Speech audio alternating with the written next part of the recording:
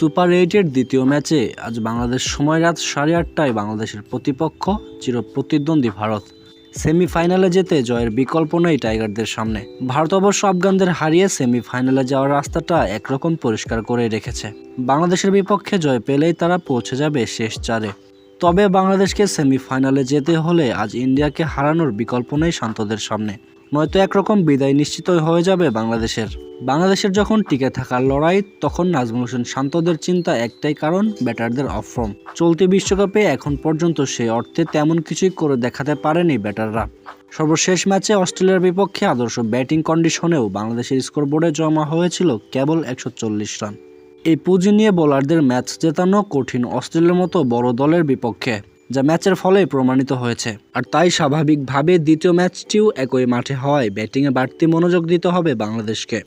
সর্বশেষ ম্যাচেও রান খরা কাটাতে পারেননি লিটন দাস। তানজিম হাসান তামিম আসর জুড়েই পাচ্ছেন না রানের দেখা। অজিদের বিপক্ষে অধিনায়ক শান্ত ব্যাট হাতে ফেরার আভাস দিলেও ছিল না তার মধ্যে কোনো আগ্রাসী।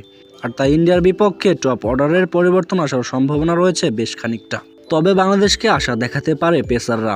চলতি বিশ্বকাপে সর্বশেষ ম্যাচ বাদে বেশ সফল ছিল বাংলাদেশের পেস ইউনিট। এ ম্যাচে শরীফুল ইসলামকে দেখা যেতে পারে একাদশে। চোট কাটিয়ে ফেরার জন্য এখন অনেকটাই প্রস্তুত তিনি। আর মুস্তাফিজ যদি চমক দেখাতে পারে শক্তিশালী ভারতের বিপক্ষে, তাহলে সুপার 8-এর প্রথম জয়টা পেতে পারে বাংলাদেশ। সমর্থকরা অন্তত সেই আশাতেই থাকবেন।